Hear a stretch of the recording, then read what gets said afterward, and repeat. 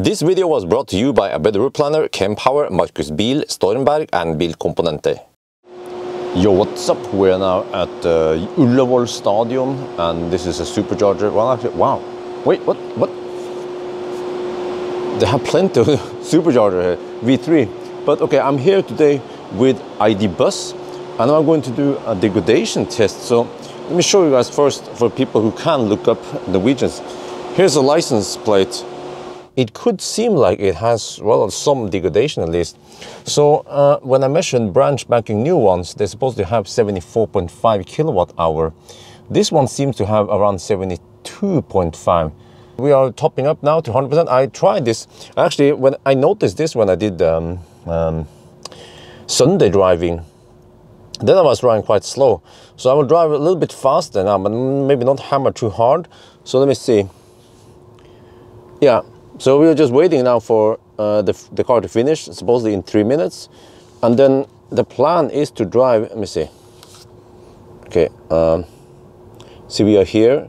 We will just drive north on the motorway. That's the fastest way and safest way to do it. Drive a little bit and then try to drive it down to almost zero. And then we look at, let me see. Yeah, we look at since charging, but this one, will show you the consumption, but then there are no decimals in the distance. But then if I use go to status and then switch here, distance covered, this one will have decimals. So it's a little bit clumsy, and then also they still show a white car here, even though it's a black car. But okay, if we go back to this one, yeah, we are 99% now. So a few more minutes and then we are ready to go.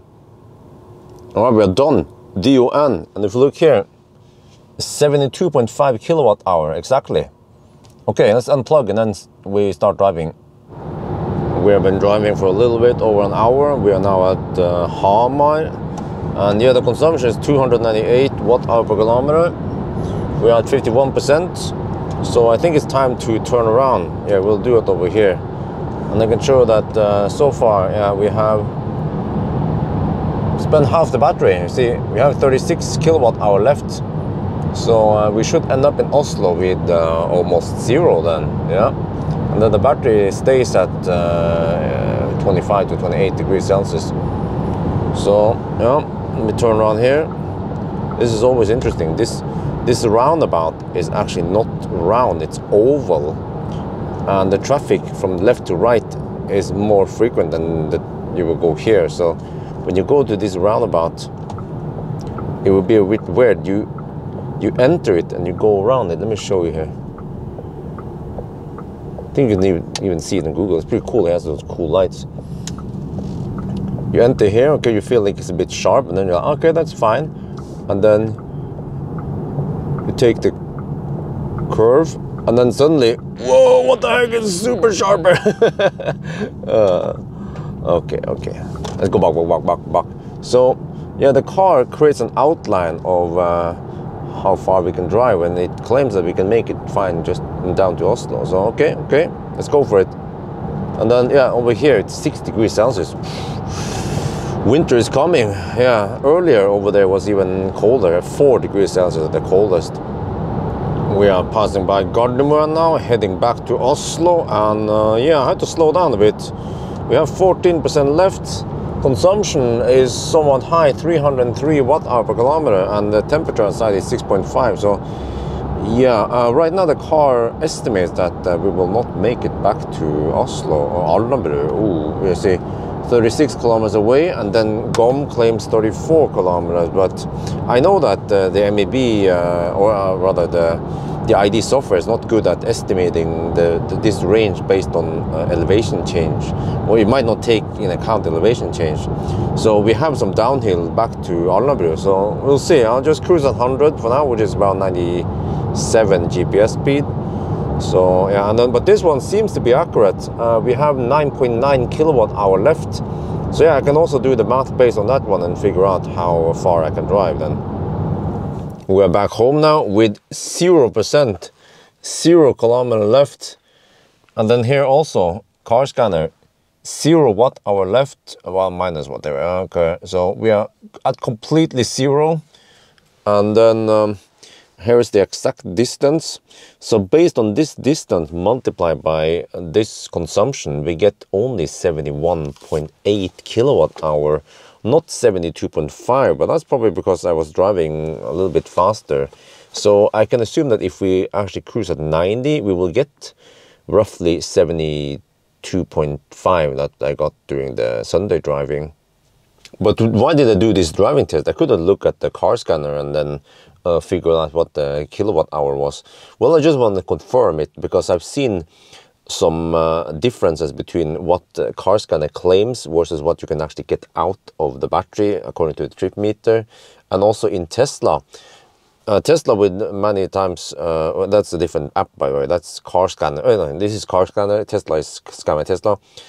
Tesla will usually supply you the nominal or whatever kilowatt hour that you can usually get from, let's say 100%. But then if you do the actual driving test, you will see that you get less of that. And usually around 1 kilowatt hour is lost. And that is heat. Here it seems like car scanner takes into account that heat loss and actually displays a more realistic watt hour you can get out of it. But okay, so 72.5 kilowatt hour versus 74 that I would get in a newer car. That's 2 kilowatt hour lost, and that is 2.7% degradation after just 10,000 kilometers. So what I've tested now, after many degradation tests across many different brands, Tesla, Hyundai, and yeah, Kia, whatever, you see a list of lots of cars. It could seem like age doesn't matter that much. It's actually kilometer, or which translates into a number of charging cycles, that matters more. And also it could also seem like the rate of fast charging could also make things worse. So yeah, but still 2.7%. Maybe we should try to find an MEB car, for example ID3. They tend to be a little bit old now, with some kilometers, let's say 100,000 kilometers, and then we see how many kilowatt hour we get, or how much degradation we get out of it. And by the way, if you guys are wondering, wait, but this is the 77 kilowatt hour or the 82 kilowatt hour battery, isn't it? Yeah, true. 82 kilowatt hour is the gross capacity. 77 kilowatt hour is the net capacity. But that must be some nominal net capacity, not what you can actually get out of it, because I've never ever been able to get 77 kilowatt hour from these batteries. And the same for other cars also, it depends which one it is, but yeah, for example, the smaller battery, the 62 kilowatt hour, that one's supposed to have 58 kilowatt hour net capacity, but I can only get roughly 56, I think it was. So it could be that those 2 kilowatt hour is just losses, heat loss when you discharge it.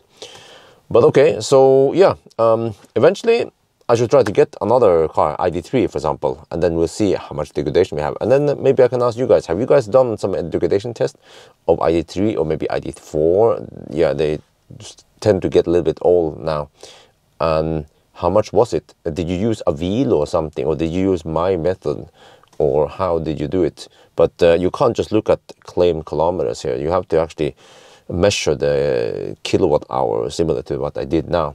And then you also need to know how many kilowatt hour you had initially when the battery was brand spanking new. You can't just look at the claim kilowatt hour according to the spec sheet, because if you do that, you will actually, I mean, it will appear like you have way higher degradation than you initially had. But anyway, I think that's going to be it for now. I hope you guys enjoyed this video. As always, thank you for watching, and talk to you later.